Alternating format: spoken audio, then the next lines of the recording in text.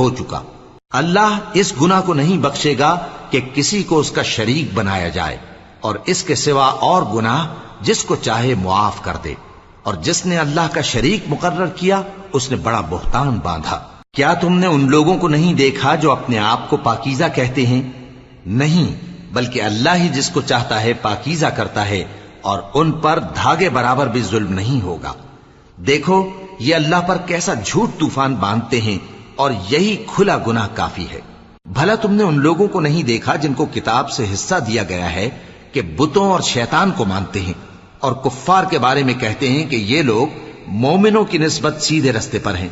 یہی لوگ ہیں جن پر اللہ نے لعنت کی ہے، اور جس پر اللہ لعنت کرے تو تم اس کا کسی کو مددگار نہ پاؤ گے۔ کیا ان کے پاس بادشاہی کا کچھ حصہ ہے؟ اس صورت میں تو یہ لوگوں کو تل برابر بھی نہ دیں گے۔ یا جو اللہ نے لوگوں کو اپنے فضل سے